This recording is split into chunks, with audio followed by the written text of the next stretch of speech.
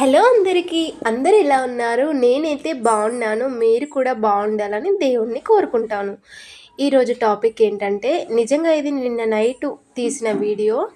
Night post చేద్దామంటే చాలా late అయిపోయింది. అందుకే ఇప్పుడు పోస్ట్ చేస్తున్నాను. చూడండి, టైం వచ్చేసి 10 అయింది ఈ వీడియో తీసినప్పుడు. నైట్ మా శ్రీవారు ఏంటంటే నాకు ఆమ్లెట్ ఉంటేనే అన్నం తింటాను, లేదంటే నేను అన్నం తినను అనేసి అన్నారు. ఇంకేం చేస్తాం, వాళ్ళు ఆకలితో పడుకుంటే మనం చూడలేం కదా మరి.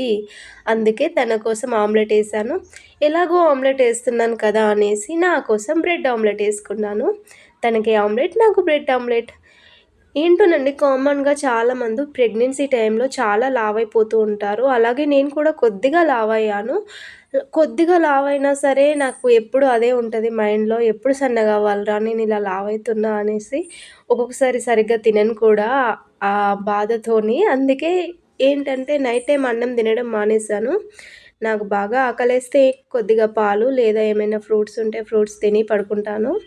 ఈరోజు కూడా అలాగే తినకుండానే ఉన్నాను. తను ఆమ్లెట్ అడిగాడు కాబట్టి నాకు కూడా తినాలనిపించి ఇలా బ్రెడ్ ఆమ్లెట్ వేసుకున్నాను. మీరు కూడా ఇంతేనా? లావైపోతే ఫీల్ అవుతూ ఉంటారా ఎప్పుడు సన్నగా అవుతాను అనేసి? మీరు కూడా నాలాగా తినకుండా ఉంటారా? సరే, మీకు ఇప్పుడు బ్రెడ్ ఆమ్లెట్ ఇష్టమా, ఆమ్లెట్ ఇష్టమా చెప్పండి మరి. నాకైతే ఈ మధ్య ఎక్కువగా బ్రెడ్ ఆమ్లెట్ తింటున్నాను. అప్పుడప్పుడు, అది ఎప్పుడూ కాదు. మా వారు అడిగారు కాబట్టి ఇంకా తప్పలేదు, నాకు తినాలనిపించి తింటున్నాను అంతే. కొందరు బ్రెడ్ మంచిది కాదు అంటారు కదా. నిజంగా బ్రెడ్ అనేది అంత హెల్దీ ఫుడ్ కాదు నాకు తెలిసినంత వరకైతే.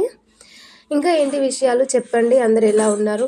ఎవరు అసలు నా ఛానల్ని సబ్స్క్రైబ్ చేసుకోవట్లేదు, ఫుల్గా నా వీడియోస్ చూడట్లేదు. అందుకు నేను చాలా ఫీల్ అవుతున్నాను. దయచేసి సబ్స్క్రైబ్ చేసుకోండి, లైక్ చేయండి, కామెంట్ చేయండి, నన్ను ఫాలో చేయండి ప్లీజ్. నేను మీ శిల్ప ముదిరాజ్, తెలంగాణ అమ్మాయిని. మా వారికైతే అన్నం వేసాను. తనకు చింతకాయ పచ్చడి కావాలంట, పచ్చడి